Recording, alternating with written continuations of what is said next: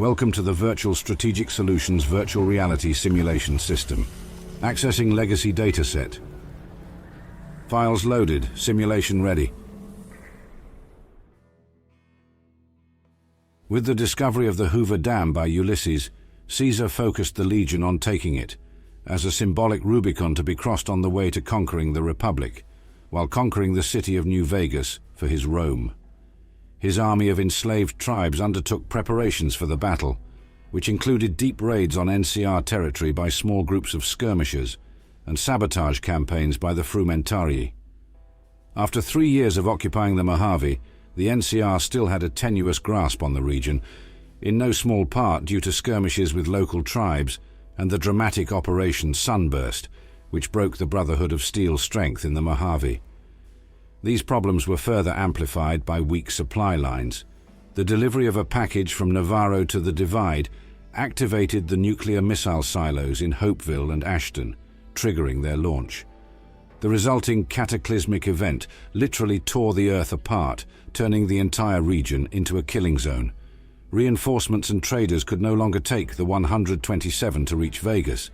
As such, the Legion has faced a severely weakened NCR force at Hoover Dam. To further exploit this weakness, Caesar launched flanking attacks against Camp Golf and other NCR outposts along the Colorado River, although the bulk of the Legion's forces was focused on the dam itself. The Legion, under the Malpais legate, opted for a direct attack. After the first contact was made and casualties manifested on both sides, General Lee Oliver ordered his troops back to the middle of the dam. Graham responded by pushing all his forces onto the dam, raw recruits up front, veterans at the back, in accordance with the Legion military doctrine. Oliver's entrenched troops put up fierce resistance, refusing to give a single foot to the enemy. With the legionaries halted, the sharpshooters of 1st Recon and the new California Republic Rangers were given the order by Hanlon to pick off Legion veteran officers.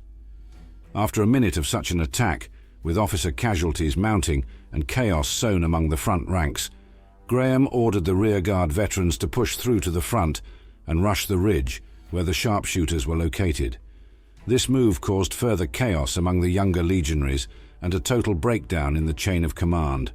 Oliver's troops fell back to the side walkways, letting the veterans pass through to the ridge.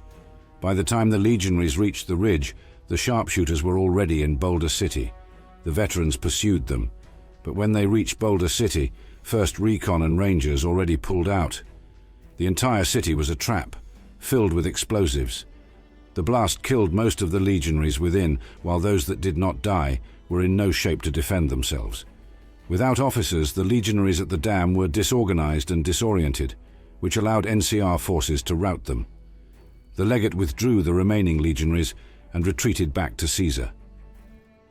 When Graham returned to Caesar, the latter had no choice but to punish him, to show that failure will not be tolerated, even at the highest levels. The Praetorian Guards were ordered to cover Graham in pitch, set him ablaze, and throw the ex-legate into the Grand Canyon. The sentence was carried out. Graham was replaced by the brutal legate Lanius, who temporarily changed the focus of the Legion, expanding eastwards to claim further tribes for Caesar before another attempt at taking Hoover Dam would be made. Despite the defeat, the Legion continued to harass NCR forces on both sides of the Colorado River, eventually securing its eastern bank for themselves after the Battle of Willow Beach and Arizona Spillway. However, it was not until 2282, 5 years later, that the strengthened Legion, bolstered with 14 additional conquered tribes, attempted to conquer the Dam, Vegas, and Mojave again during the Second Battle of Hoover Dam.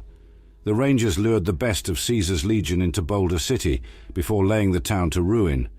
However, it came at a cost, as the battle and subsequent explosion claimed the lives of over 104 soldiers and Rangers. Some of the dead deliberately chose sacrifice.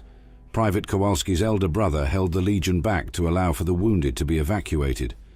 Another group, Ranger Teresa Lutz, Private Jeffrey Huey, and Corporal Marcus Christensen, were blocked by advancing Legion troops, deciding to hold off as many legionnaires as possible before the detonation. Despite the losses, the victory was celebrated throughout the Republic, although many of the fallen were not recovered from the ruins, preventing a proper burial. To honor the dead, a memorial was placed at the entrance to Boulder City. Each of the fallen are listed by name and rank on the side facing the Colorado River, while the inscription and the insignia of the Army and the Rangers are carved into the side facing New California. On this spot in the year 2277, Rangers and soldiers of the New California Republic turned back the forces of Caesar's legion during the Battle of Hoover Dam. Over 100 men and women gave their lives on Nevada soil to defend local civilians and the principles of the Republic. May this humble stone be an enduring memorial to their valor and sacrifice. Rangers received credit for the battle's success, a fact that irritates General Lee Oliver and affected his choice of strategy for the Second Battle of Hoover Dam.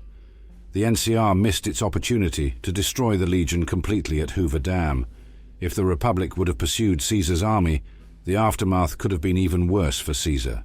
The Divide disaster and ensuing destruction of NCR units and supply routes passing through it limited the ability to reinforce, and NCR military command decided against pursuit. Simulation completed. Please exit the pod or have a technician select another file.